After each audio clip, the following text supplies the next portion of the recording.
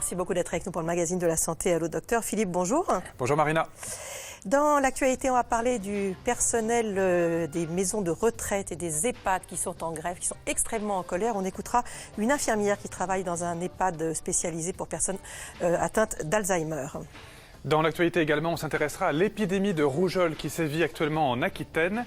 Et dans le journal de santé, l'hôpital de Grenoble qui souffre, lui, d'une autre épidémie de burn-out. On rencontrera notamment les problèmes consécutifs avec Vanessa, qui est mère de famille. Sur Grenoble et à proximité de Grenoble, on n'a pas de médecin disponible. Donc, il faudrait aller à Bron, au centre de référence. Sauf qu'aujourd'hui, Bron sont injoignables. Donc, on n'a aucune solution. Dans les chroniques avec Rudy Bancard, on parle des lobbies dans le domaine de la santé. Bonjour Rudy. Bonjour Marina. Aujourd'hui, on va parler du diesel et on va essayer de comprendre comment les lobbies du diesel ont pris autant d'importance ces dernières années. Très bien. Et puis ensuite, on va accueillir un nouveau chroniqueur, Christophe Hague. Bonjour. Bonjour Marina. Vous êtes professeur-chercheur en psychologie sociale, spécialiste des émotions. Et justement, on va parler de l'intelligence émotionnelle. C'est tendance, ça, non ? L'intelligence du 21e siècle, effectivement. C'est ça, on va essayer de comprendre ce que c'est, comment ça fonctionne. Et puis si on peut l'améliorer, quand même. Effectivement. Si on en est dépourvu, parce qu'il y en a qui en sont dépourvus ici. C'est aussi une belle histoire d'amour. Voilà, merci beaucoup à eux d'avoir témoigné. Christophe Hague, vous êtes professeur-chercheur en psychologie sociale et spécialiste des émotions. Vous travaillez aussi bien avec des réalisateurs de cinéma, des négociateurs du RAID, des astronautes, des survivants en haute altitude, des chefs d'entreprise, qui ont en commun en tout cas de gérer des situations émotionnelles fortes au quotidien. Et aujourd'hui, on va parler avec vous de l'intelligence émotionnelle. On en parle beaucoup depuis quelques années, mais c'est quoi exactement ?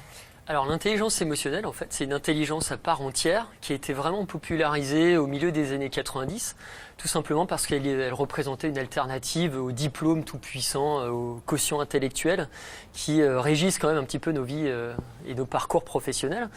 Donc cette intelligence, en fait, elle part du principe qu'on peut traiter les émotions comme des informations, que ce soit de la jalousie, de la sérénité, de l'enthousiasme, de la joie, de la colère, de la peur.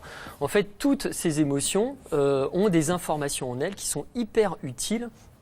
Les chercheurs appellent ça des émotions fonctionnelles. Donc elles sont là pour vous aider, elles ne surviennent pas par hasard.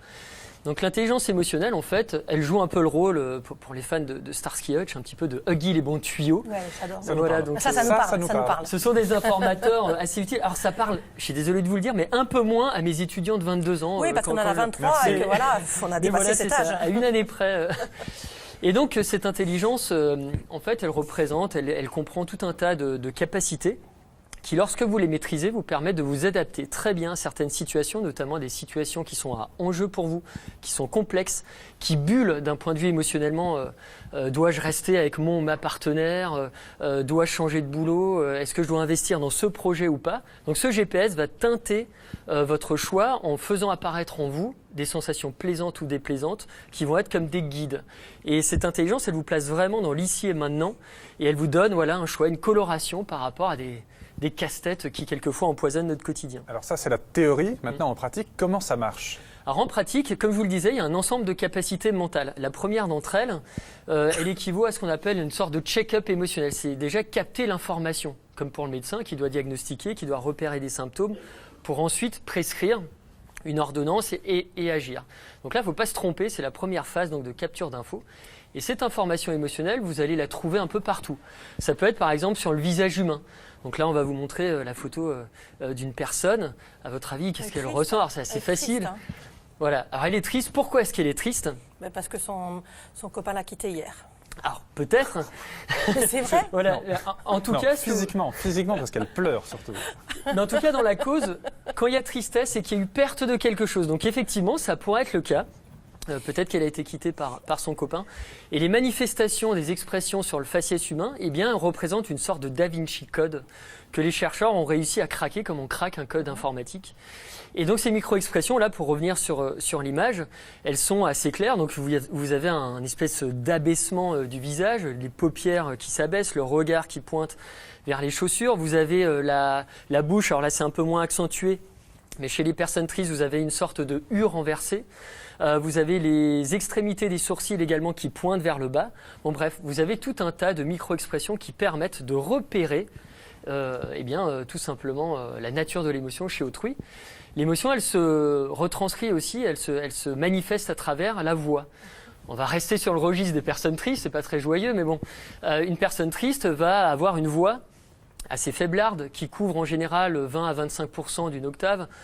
Pour une voix normale, c'est plutôt 60%. Son débit va être ralenti. Aujourd'hui, les chercheurs vous disent que quelqu'un qui a un débit de parole qui est inférieur à 4 syllabes par seconde, donc un débit assez lent, ressent de la tristesse ou de la déprime. Cette personne va avoir un manque de précision dans son articulation et elle va également marquer son discours de plus de temps de pause, des temps de pause également plus longs, etc. Une fois que j'ai repéré ça, cette information émotionnelle, il se passe quoi? Alors une fois que cette information a été repérée, elle va être, pour les personnes douées d'intelligence émotionnelle, priorisée. C'est-à-dire que ça va être la pile au-dessus du dossier. On va vous dire, tiens, maintenant, le cerveau va dire à tous ses collaborateurs, donc zone cérébrale, on en parlera un petit peu après, eh bien, tout simplement qu'il faut s'intéresser à cette émotion-là, à cette information, qu'il faut la traiter, l'intégrer dans la pensée, comprendre quelle est la logique qui se cache derrière. Quelle est la cause et quelles sont les conséquences à ressentir tel ou tel type d'émotion. Exemple pratique. Alors, exemple pratique, lorsque vous êtes par exemple en colère ou que vous voyez quelqu'un qui est en colère, vous dites tiens, il y a peut-être une menace. Lorsque quelqu'un a peur, tiens, il y a peut-être une menace et un danger imminent.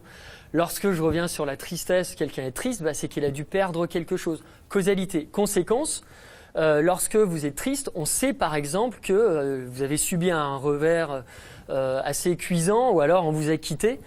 Être dans un état de tristesse modéré va vous permettre tout simplement de repérer ce qui n'a pas marché. Donc dans le cas de quelqu'un qui s'est fait tout simplement larguer par son compagnon, là, boum, quelles sont les causes, pourquoi on se pose tous ces pourquoi. Donc vous avez un amas de pourquoi qui vont vous permettre plus tard justement de vous adapter mieux et de ne plus refaire les mêmes erreurs. Ça se passe où dans le cerveau, tout ça? Alors, ça se passe dans plusieurs endroits. Alors, c'est ce qu'on appelle notamment la capacité de régulation émotionnelle. Donc, je vais essayer de vous donner un exemple assez concret. Imaginez que vous êtes sur un sentier, c'est un randonneur, vous marchez, et à 5-6 mètres sur votre droite, en vision périphérique, votre cerveau pense voir un serpent. Quelque chose d'assez menaçant, d'assez dangereux.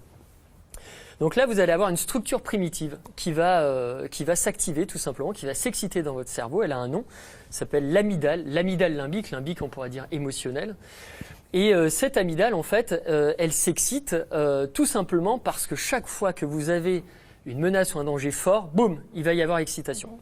Donc il y a une raison à cette excitation-là. Alors regardez bien l'amygdale excitée là. Ouais, donc c'est les points rouges là que vous voyez, les amygdales sont deux. Alors je ne parle pas des amygdales de votre adolescence ou de votre enfance. Les téléspectateurs, ils connaissent bien les amygdales limbiques. Donc voilà. Donc une fois que cette amygdale s'est excitée, en fait, il faut comprendre pourquoi elle s'excite aussi. En gros, on reste un petit peu dans le Huggy les bons tuyaux, elle a été informée par deux indicateurs, deux indices. Et ces deux indices, c'est les organes sensoriels visuels, donc là qui ont repéré cette forme un peu bizarre, et qui ont dit tiens, une forme un peu reptilienne, donc dangereuse. Et puis vous avez les ganglions de la base qui vont juger cette information suffisamment importante, justement pour la mettre tout en haut de la pile de dossiers. Il faut savoir qu'en même temps, lorsque cette amygdale s'excite, elle va aller consulter, elle va activer ce qu'on appelle l'hypothalamus. Et l'hypothalamus, donc là on va le voir également sur ce schéma, l'hypothalamus va rediriger votre attention et va tourner votre tête de manière réflexe, donc va commander un réflexe pour regarder vers l'objet menaçant. Je suis désolé, je vous pointe. Non, c'est pas un objet menaçant. Vous n'êtes pas menaçant. Mais ça va ensuite également fixer cet événement mauvais dans une autre région, l'hippocampe, pour qu'on s'en souvienne la fois d'après. Tout à fait. Alors, l'hippocampe, région centrale qui est liée à la mémoire, à la mémorisation. Donc en gros, là, vous allez avoir l'amygdale limbique qui va consulter l'hippocampe. Pourquoi ? Comme on consulte en fait, ou comme on feuillette un album photo de souvenirs émotionnels, elle va rechercher à un moment une situation analogue à ce que vous êtes en train de vivre, tout simplement pour trouver la bonne parade. Qu'est-ce qu'on va faire pour éviter peut-être une morsure certaine, etc. Donc on va chercher dans cette base de données mémorielle quelque chose qui ressemble à ce qu'on est en train de vivre présentement. Alors prenez ce cas de figure, imaginez que finalement cette forme-là menaçante n'est pas un serpent, mais un simple boyau de pneus qui est en train qui est là sur le sol. Là, vous allez avoir tout un tas d'activités au niveau des zones frontales. Les zones frontales, ce sont des zones dans le cerveau qui vont vérifier si la menace ou le danger est réel ou pas. Et si, comme dans ce cas-là, avec le simple boyau de pneu, le danger n'est pas réel, vous allez avoir ces zones-là qui vont commencer à produire tout un tas d'activités de neurones calmants pour refroidir la machinerie de l'amygdale qui est totalement excitée. Donc l'idée, c'est de la désexciter parce que là, vous n'avez plus du tout de raison d'avoir peur. Et une fois ça, donc en gros, l'intelligence émotionnelle, pour faire simple, c'est une sorte de ping-pong de très haut niveau qui se joue entre toutes ces zones du cerveau. Et vous avez certaines personnes qui sont plus douées que d'autres, et bien tout simplement pour se mettre à cette table de ping-pong. Merci beaucoup pour tout ça. Alors, il faut savoir que vous êtes en train de développer un nouveau test d'intelligence émotionnelle qui s'adresse à tous ceux qui ont plus de 18 ans. Si vous souhaitez aider la recherche à avancer sur ce sujet et participer au test, vous allez sur allodocteur.fr et puis vous pouvez aussi télécharger gratuitement l'application Dr Mood sur vos smartphones qui vous aide à mieux repérer et comprendre vos émotions au quotidien. Et la semaine prochaine avec vous, on va parler de l'émotion du siècle qu'est l'angoisse. Tout à fait. On passe tout de suite à In Vivo.